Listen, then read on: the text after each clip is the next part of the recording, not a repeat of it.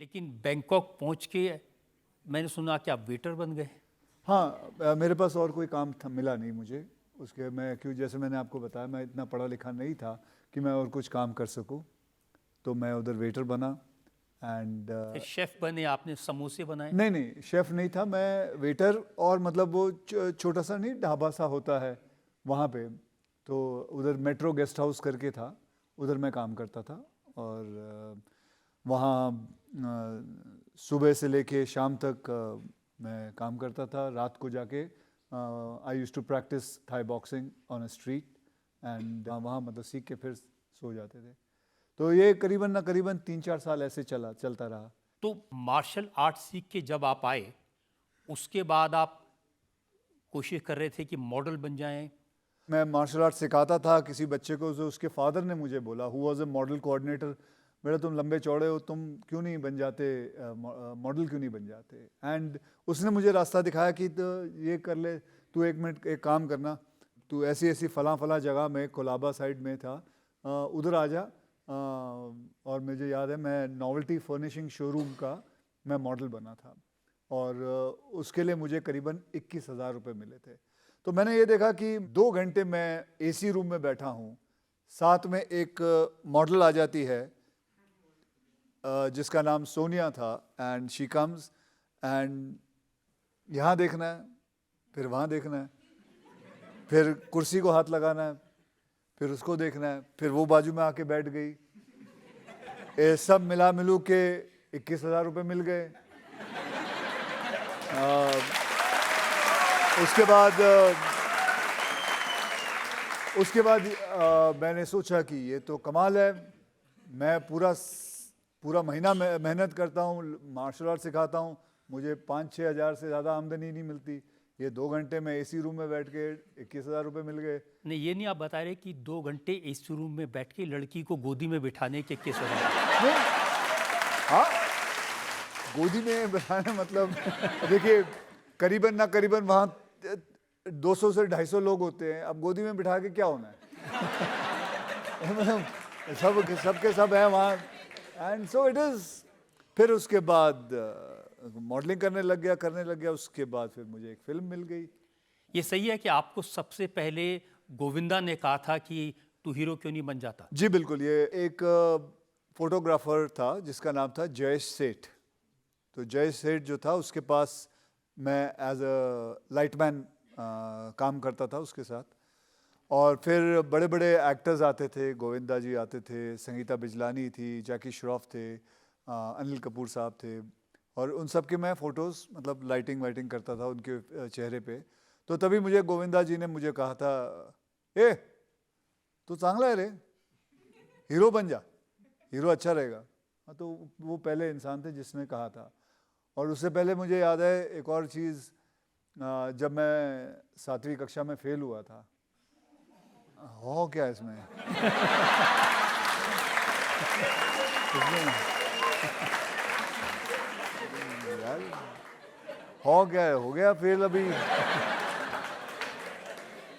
And so उसमें fail हो गया। उसके बाद मेरे फादर ने 2-3 चांटे भी लगा दिए थे। और फिर कहा ज़िंदगी में, बेटा तू बनना क्या चाहता है। तब मुंह से ऐसे बात निकल गई, तो मैंने कहा मैं मुझे हीरो बनना है। और जबकि कुछ नहीं था दिमाग में, ऐसे आदमी नहीं कभी यूं बोल जाता है, तो यूं बोल के मैं हट गया।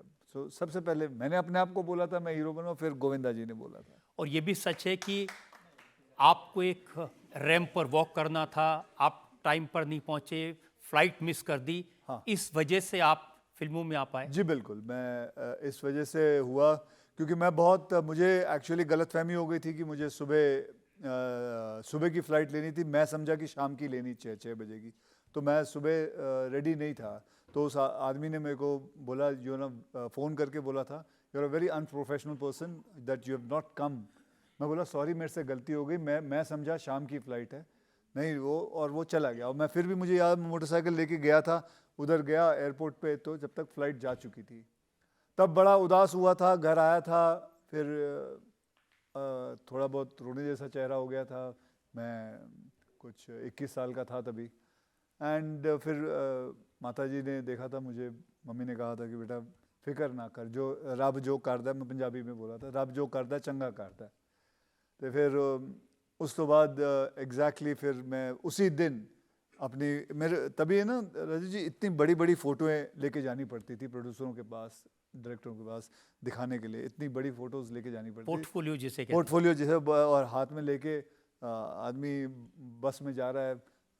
और फिर वहाँ गया मैं नटराज स्टूडियो, तो वहाँ घूम रहा था, देख रहा था, प्रोड्यूसरों से मिल रहा था। तब मुझे एक मेकअप मैन जिनका नाम है नरेंद्र दादा, उन्होंने देखा मुझे। वो मिस्टर प्रमोद चक्रवर्ती जी के मेकअप मैन थे। उन्होंने मुझे देखा और कहा, ए तेरे को हीरो बनना है? मैं बोला हाँ बनना है। तो कहता लाओ फ़ोटो लाओ। मैं फ़ोटो दे दिए। तो उसने कहा मैं अभी आता हूँ। तो वो रूम के अंदर चले गए, दादा से मिला, तो दादा को मेरी फ़ोटो दिखाई, तो दादा ने फ़ोटो शायद उनको अच्छी लगी, और तब मुझे अंदर बुलाया गया। और उसी वक्त दादा ने मुझे 5,000 का एक चेक दिया। मैं रजत जी सच्ची बताता हूँ, देखो आदमी की किस्मत कैसे बदल जाती है। मुझे वो चेक एग्जैक्टली जो फ़्लाइट मैंने सुबह 6 बजे की पकड़ी, मुझे 6 बजे हाथ में मेरे चेक मिला था, और वो चेक मैंने लिया और एग्जैक्टली तभी 6 बज गए थे। And I thought to myself, ये एक आई थिंक ऊपर वाले का था कि मुझे ये फ़्लाइट नहीं पकड़नी थी। I had to be unprofessional and then I got this flight. And देखिए ऊपर वाले का तो ये है कि जब आप फेल होते हैं तब वो आपको हीरो बना देता है।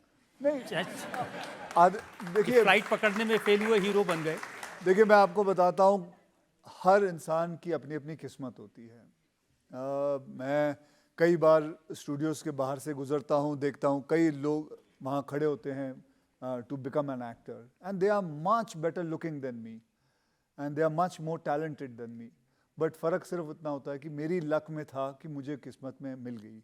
मैं आई डोंट नो यहाँ कितने लोग ये बात मानेंगे कि इंसान की ज़िंदगी में हार्डवर्क जो है ज़रूरी है, बहुत ज़रूरी है, लेकिन लक का भी होना उससे भी ज़्यादा ज़रूरी है।